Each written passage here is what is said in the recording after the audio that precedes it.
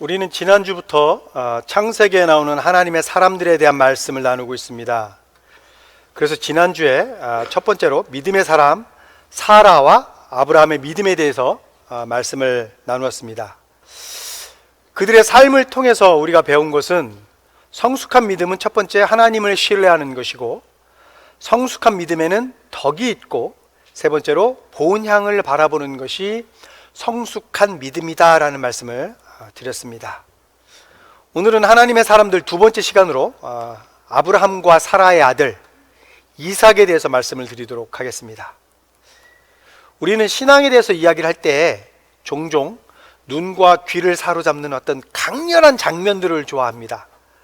엘리야의 사건에서 나오는 어떤 하늘에서 불이 떨어지는 사건, 또 모세 시대에 홍해가 갈라지는 사건, 또 다윗이 대적을 물리치는 거대한 승리가 터져나온 그런 극적인 장면들을, 그런 이야기들을 우리가 들으면서 흥분합니다. 그리고 은혜 받았다라고 이야기를 합니다.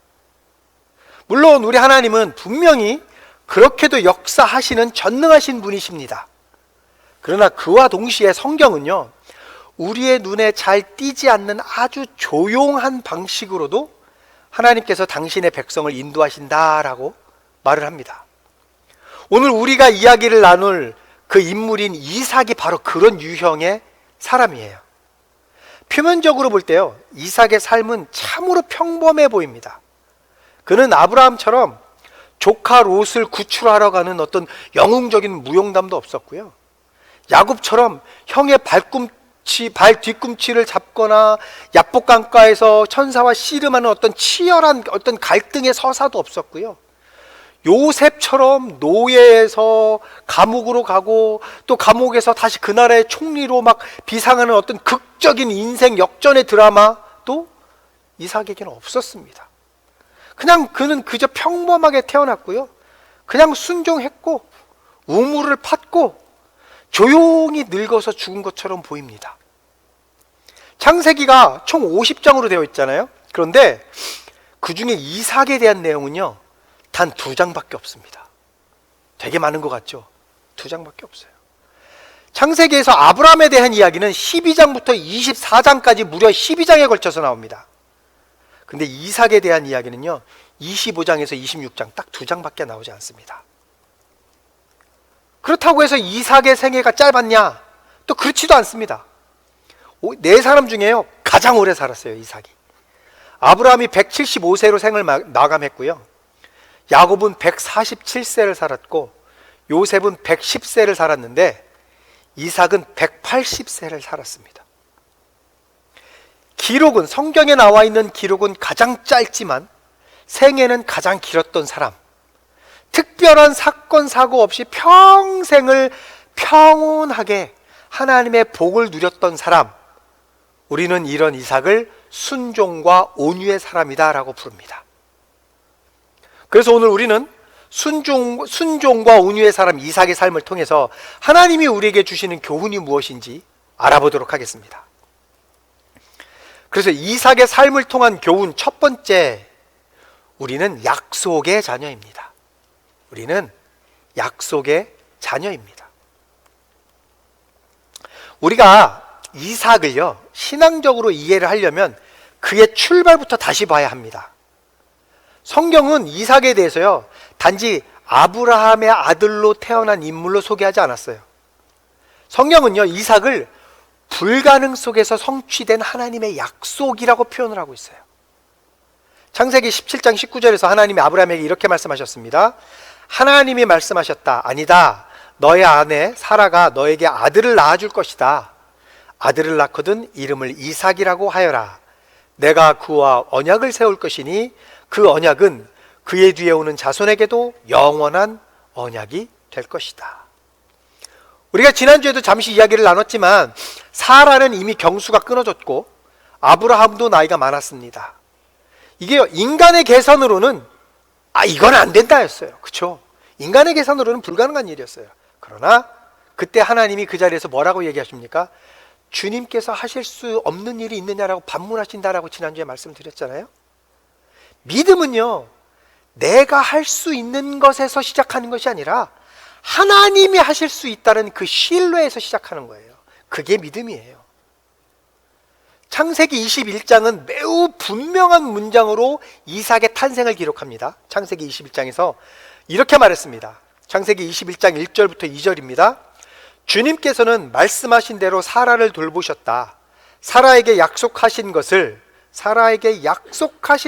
주님께서 그대로 이루시니 사라가 임신하였고 하나님이 아브라함에게 약속하신 바로 그때가 되니 사라와 늙은 아브라함 사이에서 아들이 태어났다.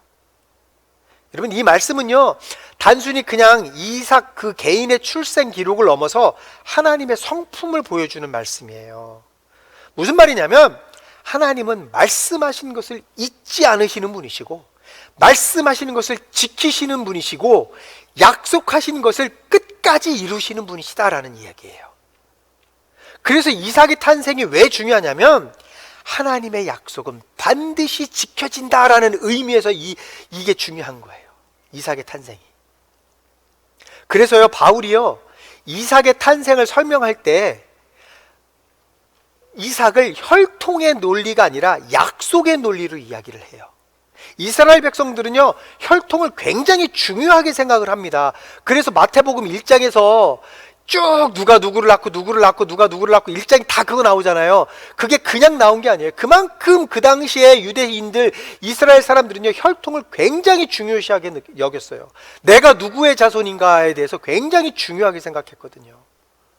그런데 바울은 그게 아니다. 혈통이 중요한 게 아니라 약속의 성취가 중요한 거다라고 이야기하면서 이삭을 이야기를 한 거래요. 그래서 바울이 뭐라고 얘기하냐면 약속의 자녀가 바로 하나님의 자손이다라고 설명을 하거든요. 그래서 바울이 로마서 9장 7절부터 8절에서요 이렇게 이야기했습니다. 아브라함의 자손이라고 해서 다 그의 자녀가 아닙니다. 다만 이삭에게서 태어난 사람만을 너의 자손이라고 부르겠다 하셨습니다. 이것은 곧 육신의 자녀가 하나님의 자녀가 되는 것이 아니라 약속의 자녀가 참 자손으로 여겨지리라는 것을 뜻합니다. 그리고 갈라디아서 4장 28절에요 이렇게 이야기했습니다. 형제자매 여러분, 여러분은 이삭과 같이 약속의 자녀들입니다. 우리는 이삭과 같이 약속의 자녀들이다라고 컨펌을 해주는 거예요. 바울이 혈통이 중요한 게 아니다라는 거예요. 이것은 단지요, 이 말씀은요, 우리가 축복을 받았다 이런 얘기를 통해서 우리가 감정적인 위로와 안도감을 주려고 하는 말이 아니고요, 우리 신앙의 정체성을 이야기해 주는 거예요. 이 얘기는 어떤 정체성이요? 어떤 정체성? 나는 약속의 자녀, 즉 나는 구원받은 사람이다라는 정체성을 우리에게 확인시켜 주는 말씀이다라는 거예요. 단순히 감정적으로 그래 나는 약속이 자녀니까 나는 구원받았어 아이 좋아로 끝나라는 게 아니라는 거예요. 내가 어떤 사람인지 정확하게 알고 있으라는 거예요 지금. 그리고 이 구원은 내가 만들어내는 업적이 아니고 하나님이 우리에게 주시는 영적 신분인 거잖아요. 약속대로 주신 신분. 그러므로 우리가 어떤 일을 당해도 어떤 상황에 있어도 절대 잊지 말고 꼭 기억해야 할 것, 저와 여러분은 하나님의 사랑하시는 약속의 자녀다라는 거예요. 우리가요, 잠시 주님을 잊어버릴 수 있어요. 잠시 주님께 등을 돌릴 수도 있어요. 잠시 방황할 수도 있어요. 그렇다고 해서 우리의 영적 신분이 변하는 것은 아니다라는 겁니다. 여러분, 우리가 신앙생활을 하면서 가장 흔히 넘어지는 지점이 언제입니까? 하나님이 나를 사랑하시는 건 내가 알겠는데 지금 내 삶은 왜 이런가 하잖아요. 우리가 여기서 넘어지잖아요. 그래, 내가 교회를 다니고 예배를 드리고 신앙생활을 쭉 하다 보니까 내가 하나님의 자녀인 것은 내가 알겠어. 하나님이 나를 사랑하셔서 나를 구원해 주셨다는 것도 내가 확신해. 근데 내 삶이 왜 이 모양이야? 라고 생각할 수 있단 말이에요. 그런데요, 성경은요, 우리를 이렇게 부정적으로 몰고 가지 않는다라는 거예요. 우리의 현실을 보면서 내 삶은 왜 이 모양이야 라고 부정적인 생각을 갖게 하지 않는다라는 거예요. 오히려 그런 현실 속에서 주님의 약속을 붙들게 한다라는 겁니다. 그래서 시편 46편 1절부터 2절에서요 이렇게 말했습니다. 하나님은 우리의 피난처이시며 우리의 힘이시며 어려운 고비마다 우리 곁에 계시는 구원자이시니 땅이 흔들리고 산이 무너져 바닷속으로 빠져들어도 우리는 두려워하지 않는다. 여러분, 하나님은 우리를 잠깐 붙들었다가 놓아버리시는 분이 아니십니다. 하나님은 우리를 끝까지 붙드시는 분이시고요, 우리가 믿음 안에서 끝까지 가도록 우리를 인도하시는 분이시다라는 거예요. 그래서 데살로니가전서 5장 23절부터 24절에서요 이렇게 이야기했습니다. 평화의 하나님께서 친히 여러분을 완전히 거룩하게 해주시고 우리 주 예수 그리스도께서 오실 때 여러분의 영과 혼과 몸을 흠이 없이 완전하게 지켜주시기를 빕니다. 여러분을 부르시는 분은 신실하시니 이 일을 또한 이루실 것입니다. 그래서 이렇게 하나님의 약속을 신뢰하는 사람은요, 내가 처해 있는 현실을 다르게 볼 수 있어요. 지금 내가 서 있는 이 자리가 광야 같아도 하나님이 약속하셨다면 그 자리는요, 하나님이 일하시는 무대가 됩니다. 지금 내가 부족함을 좀 느껴도 하나님이 약속하셨다면 그 부족함은 은혜를 경험하는 통로가 됩니다. 이삭이 하나님의 약속으로 태어났듯이 약속의 자녀인 우리도 하나님의 약속을 신뢰하며 살 수 있습니다. 그래서 히브리서 10장 23절에서요 이렇게 이야기했습니다. 또 우리에게 약속하신 분은 신실하시니 우리는 흔들리지 말고 우리가 고백하는 그 소망을 굳게 지킵시다. 이삭을 통한 삶의 교훈, 두 번째, 하나님의 약속을 신뢰하면 순종할 수 있습니다. 우리가 하나님의 이 약속 절대로 놓지 않으시겠다고, 우리는 약속의 자녀라고 얘기하시고 우리를 끝까지 믿음으로 인도하시겠다고 한 그 약속을 우리가 신뢰하면 우리는 무엇이든지 순종할 수 있게 됩니다. 우리가 이삭하면 누구나 창세기 22장의 그 모리아산 사건을 떠올리잖아요. 창세기 22장 9절에서 10절에서 이렇게 말씀합니다. 그들이, 아브라함과 이삭 얘기하는 거예요. 하나님이 말씀하신 그곳에 이르러서 아브라함은 거기에 제단을 쌓고 제단 위에 장작을 벌려놓았다. 그런 다음에 제 자식 이삭을 묶어서 제단 장작 위에 올려놓았다. 그는 손에 칼을 들고서 아들을 잡으려고 하였다. 여러분들도 이미 다 아시겠지만 이 장면에서 아브라함은 믿음으로 하나님께 이삭을 바치려고 합니다. 지금 그래서 이제 많은 분들이 설교를 하실 때 아브라함의 믿음에 대해서 초점을 맞춰서 설교를 합니다. 이 장면을 놓고. 맞습니다. 물론 맞습니다. 성경도 이 장면에서 아브라함의 믿음에 대해서 크게 언급하죠. 자, 그런데 우리의 관점을 살짝 돌려서 이삭을 바라보면 그 당시에 이삭은 어땠을까요? 자, 보세요. 아버지가 자신을 장작에 눕힙니다. 묶습니다. 그리고 칼로 이렇게 칼을 들어서 죽이려고 할 때까지 그는 아무런 반항도 하지 않고요, 순순히 순종했습니다. 여러분, 그가 힘이 약해서 순종했을까요?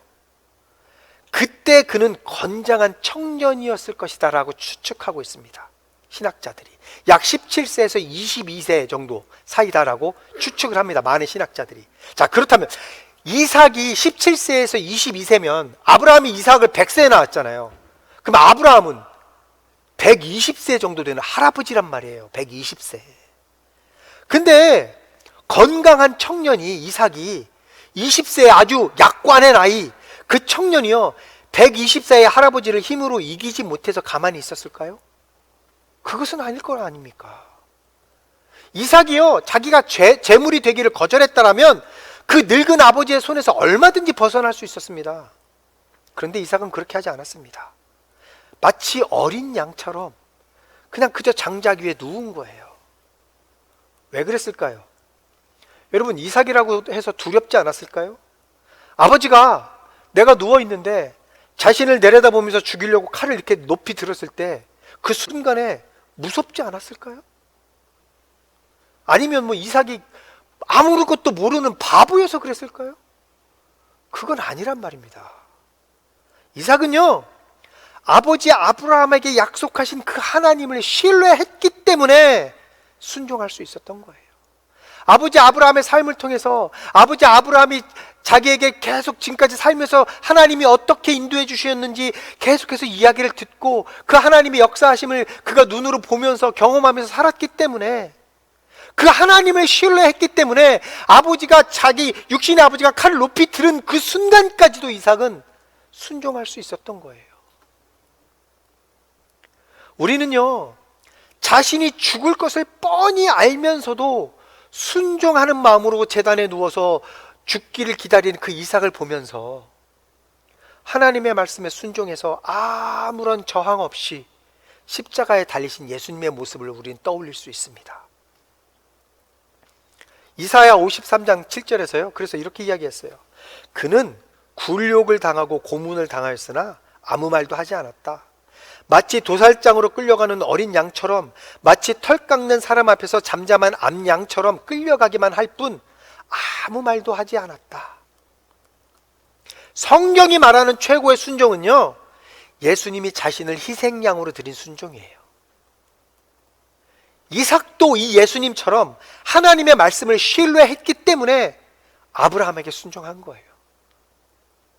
그래서 이삭을 우리가 이야기할 때요, 예수님의 모습을 미리 보여주는 대표적인 사람이다라고 평가를 하거든요. 그래서 제가 지금 이제 예수님과 이삭의 공통점에 대해서 설명을 좀 드려볼게요. 간단하게 들어보세요. 얼마나 이삭과 예수님이 비슷한지. 첫 번째, 이삭의 어머니는 경수가 끊긴 사람입니다. 그렇죠? 예수님의 어머니는 남자의 경험이 없는 동정녀입니다. 현실적으로 두 여인 모두 아이를 갖는 것을 기대할 수 없는 사람들이었습니다. 똑같죠? 두 번째, 이삭은 자기를 태울 번제 그 장작을 직접 지고 산으로 올라갑니다. 예수님 역시 당신이 달릴 십자가를 직접 지고 골고다로 올라갔습니다. 똑같죠? 세 번째, 이삭은 제단 위에 눕혀질 때 아무런 저항도 하지 않았습니다. 예수님도 십자가에 달려 돌아가실 때 아무런 저항도 하지 않았습니다. 창세기는 아브라함이 이삭을 묶었다고 기록합니다. 당시 청년이었던 이삭은 힘으로 저항할 수 있었으나 그러지 않았습니다. 신약에서 예수님은 붙잡히시고 결박당하셨습니다. 그러나 결코 저항하지 않으셨습니다. 이것도 똑같아요. 네 번째, 이제 모리아산에서 하나님은 이삭 대신에 죽을 숫 양을 주셨습니다. 그리고 훗날 갈보리에서 하나님은 우리 대신 죽을 예수님을 주셨습니다. 똑같아요. 다섯 번째, 예수님은 3일 만에 부활하셨습니다. 이삭이 모리아산까지 가는데 3일이 걸렸습니다. 그리고 죽으러 갔다가 살아 돌아왔습니다. 똑같아요. 그런데 우리는 여기서 질문이 생깁니다.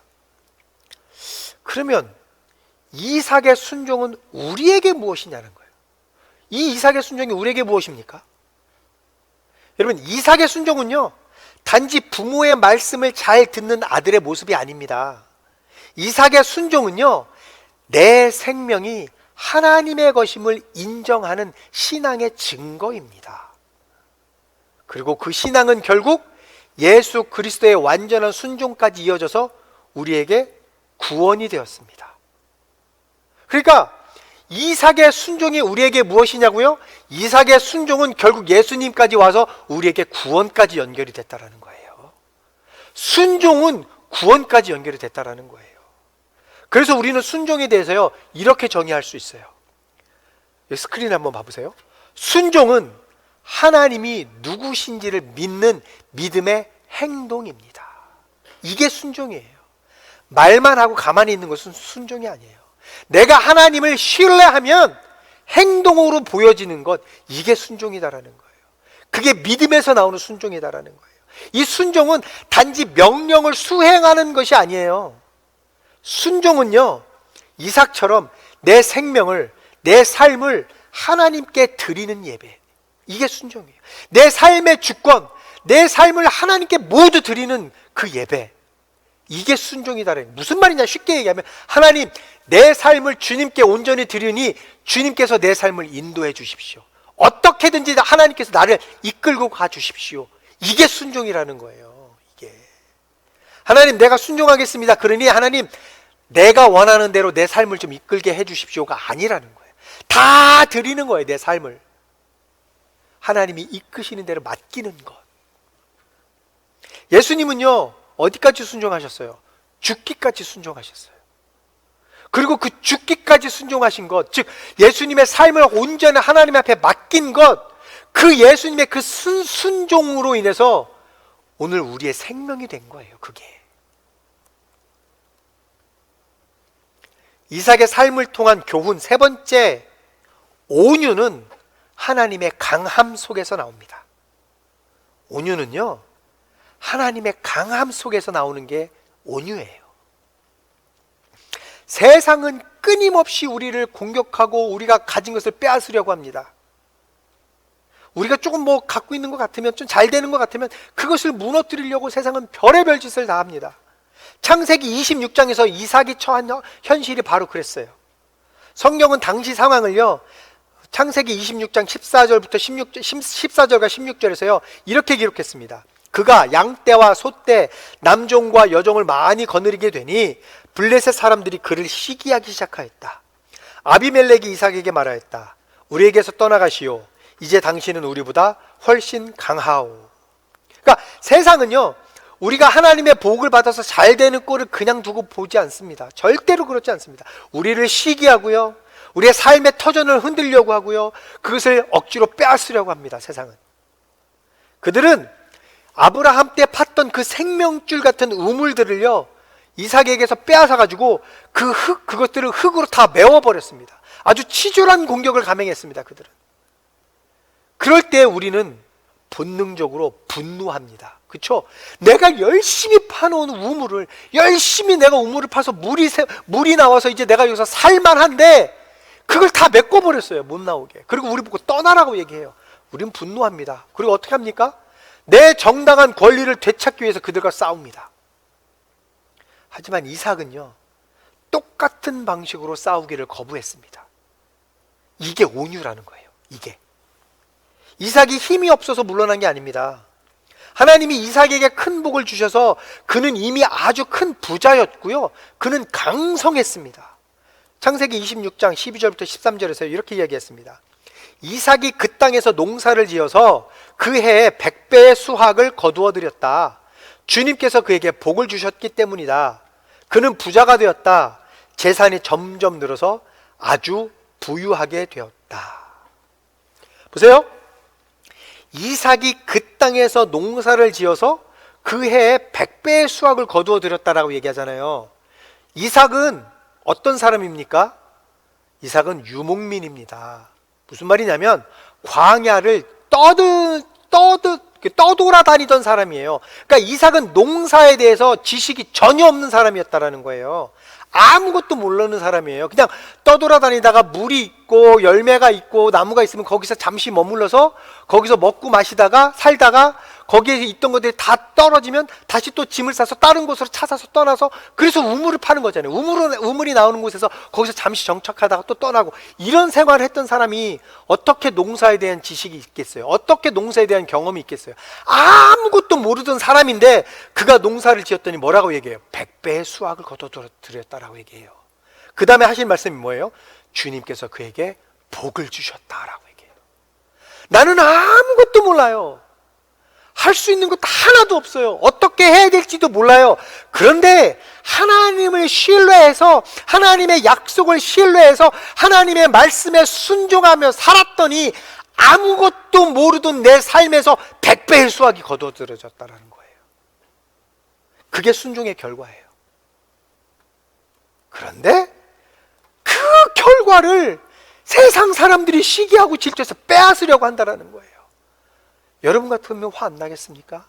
이걸 내가 어떻게 해서 내가 이걸 이뤄낸 건데 감히 내 걸 뺐냐고 싸워야죠. 법적으로 싸워야죠. 그들과 싸워서 다시 쟁취해야죠. 이것은 정당한 내 권리 아닙니까? 그런데 이삭은 그곳 사람들과 다투지 않았다고요. 이삭은 그들과 분쟁하지 않았다고요. 그리고 그냥 우물을 주었습니다. 가지라고. 여러분, 중동 지역은요, 물이 굉장히 귀합니다. 우리가 몇 번에 걸쳐서 중동 지역에 대해서 제가 여러분들에게 말씀을 드렸잖아요. 그래서 물이 너무 귀해서요, 그들은 우물이 있는 곳을 중심으로 마을을 형성을 합니다. 그리고 거기서 살아요. 그런데 블레셋 사람들이 그 우물을 메꿔버렸습니다. 그리고 떠나라고 이야기를 합니다. 그래서 이삭은 그곳을 떠나서 다른 곳에서 우물을 팠는데 또 물이 나왔습니다. 여러분, 그 중동 지역에서 우물 파서 물이 나오게 하는 게 정말 힘든 일이래요. 100번을 파도 나오기 힘든 게 우물이래요. 근데 이삭은 파는 곳마다 우물이 나와요. 근데 그게 왜 그런지 아세요? 이삭이 잘 파서가 아니고요, 그의 아버지 아브라함이 이미 파놓았던 우물이에요. 그게 이미 우리의 선조들이 세워놨던 믿음의 유산, 그것을 우리가 지금 받아먹고 사는 거예요. 똑같은 거예요. 이삭은요, 아버지 아브라함이 팠던 우물에 있는 곳에 가서 다시 그 우물을 팠더니 물이 또 나왔어요. 그런데 그곳의 사람들이 또 와서 시비를 걸어요. 그러니까 또 이삭은 그 우물을 또 그들에게 주워버립니다. 그리고 또 다른 곳으로 이사를 갑니다. 그리고 또 우물을 팠는데 또 물이 나옵니다. 팠는데 빼앗기고, 팠는데 빼앗기고, 팠는데 빼앗기고, 계속 그렇게 가요. 여러분, 세상의 눈으로 볼 때요, 이거는요 패배처럼 보여요. 그쵸? 열심히 이렇게 해놓은 것을 다 빼앗기잖아요. 바보처럼 매번 당하는 것 같아요. 그런데요, 성경은 이 태도가 진짜 승리하는 비결이다라고 시편을 통해서 증언을 합니다. 시편 37편 11절에서요 이렇게 말해줘요. 그러나 온유한 자들은 땅을 차지하며 풍성한 화평으로 즐거워하리로다. 그래서 결국 어떤 일이 일어납니까? 이삭이 양보하고 물러섰고 그랬던 그 끝에 드디어 하나님이 개입하십니다. 창세기 26장 22절.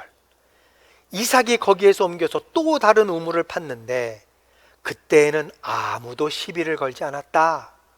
그래서 그는 이제 주님께서 우리가 살 곳을 넓히셨으니 여기에서 우리가 번성하게 되었다 하면서 그 우물 이름을 르호봇이라고 하였다. 이삭은요, 우물을 포기함으로써 하나님이 주시는 더 큰 땅을 차지할 수 있게 되었습니다. 이 말씀에서 나오는 이 르호봇은요, 히브리어로 넓은 공간을 이야기하거든요. 넓은 공간. 무슨 말이냐면, 만약에 이삭이요 그들과 싸워서 그 우물을 지켰다면, 지킬 수 있었죠. 그는 충분히 부유했고 강성했기 때문에 지켰다면 그곳은 아주 그냥 겨우 우물 하나 지킬 정도의 공간, 아주 작고 좁은 공간에 불과했을 것입니다. 지켰다면. 그런데 그가 그 곳을 주워버리니까 하나님이 주신 르호봇, 넓고 평안한 곳을 받게 되었다라는 얘기예요. 그래서 로마서 12장 21절에서요 이렇게 이야기했습니다. 악에게 지지 말고 선으로 악을 이기십시오. 세상은요 우리를 공격하고 빼앗으려고 합니다. 우물을 메워버리고 우물을 빼앗고 우리를 그곳에서 떠나게 하라고 밀어냅니다. 그렇지만 우리가 기억해야 할 사실이 하나 있습니다. 뭐냐면 우리는 무력한 사람이 아니라 하나님이 주신 능력을 가진 사람입니다. 우리는 빼앗긴 것이 아니라 우리가 그들에게 준 것입니다. 약속의 자녀로서 하나님이 나와 동행하시겠다고 약속한 사람들이 바로 우리다라는 거예요. 그러므로 세상이 나를 공격할 때 똑같이 악한 방법으로 맞서지 마시기 바랍니다. 우리가 그들과 싸우면 우물 하나는 지킬지 몰라도 하나님의 영광은 가려집니다. 그래서 우리는 그들을 세상 방식으로 우리는 반응할 필요가 없습니다. 우리는 하나님의 방식을 선택할 수 있어요. 그 방식이 뭐예요? 온유입니다. 온유.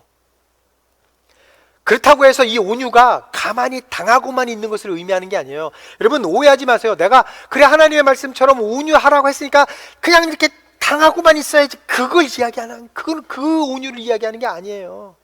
온유는요 그냥 꾹 참고 있는 게 아니라요, 하나님께 맡기고 하나님의 때와 하나님이 일하시기를 기다리는 믿음, 이게 온유예요. 마치 내가 세상 사람들 때문에 내가 당하는 것 같지만 그런 거 있잖아요. 기다려라, 기다려라. 이게 온유예요. 내가 힘이 있지만 내가 참아. 왜? 내가 나서면 너 하나 꺾는 걸로 끝나지만 하나님이 나서면 내 지경이 넓어져. 나는 그때를 기다리는 거야. 이게 온유라는 거예요. 그냥 매번 당하고 이렇게만 있지 말라는 거예요. 그 안에 하나님 앞에 나와서 간구해서 하나님, 내가 이렇게 당하고 있습니다. 내가 세상으로부터 이렇게 공격을 당하고 있는데 선으로 악을 이기라고 했으니 내가 순종할 터이니 하나님의 때에 하나님께서 이 일을 해결해 주십시오. 내가 그때까지 참고 기다릴 수 있도록 하나님 나를 붙잡아 주십시오. 이게 온유라는 거예요. 그때 성경은 분명히 우리에게 말합니다. 로마서 12장 19절. 사랑하는 여러분은 스스로 원수를 갚지 말고 그 일은 하나님의 진노하심에 맡기십시오. 성경에도 기록하기를 원수 갚는 것은 내가 할 일이니 내가 갚겠다고 주님께서 말씀하신다 하였습니다. 그러므로 우리의 손은요, 복수의 도구가 아니라 하나님의 영광을 드러내는 도구가 될 것입니다. 이삭이 온유함으로 버티고 온유함으로 내려놓고 온유함으로 한 걸음 물러섰을 때 어떤 일이 일어났습니까? 그를 계속해서 쫓아냈던 아비멜렉이요, 이삭에게 찾아와서 이렇게 고백합니다. 창세기 26장 28절 앞부분과 29절 뒷부분에서 이렇게 이야기합니다. 우리는 주님께서 당신과 함께 계심을 똑똑히 보았습니다. 당신은 분명히 주님께 복을 받은 사람입니다.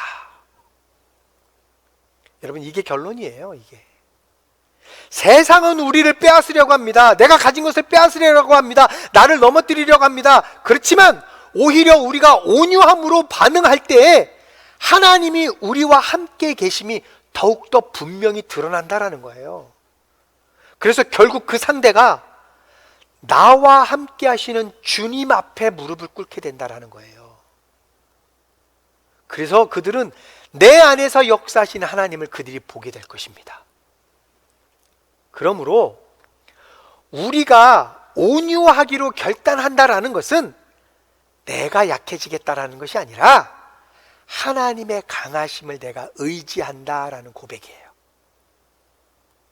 우리가 주님을 신뢰함으로 온유할 때에 세상은 나의 약함을 보는 것이 아니라 나와 함께 하시는 크고 두려우신 하나님을 보게 된다는 거예요.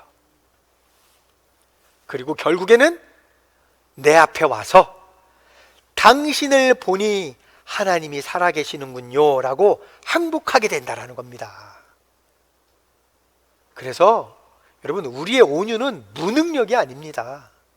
온유는요, 이 세상을 굴복시키는 하나님의 강함입니다. 말씀을 정리하겠습니다.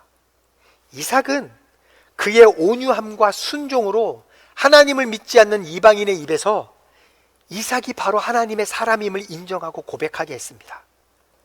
자, 그러면 우리는 지금 어떤 삶을 살고 있습니까? 우리가 이삭의 삶을 통해서 우리는 어떤 교훈을 받고 있습니까?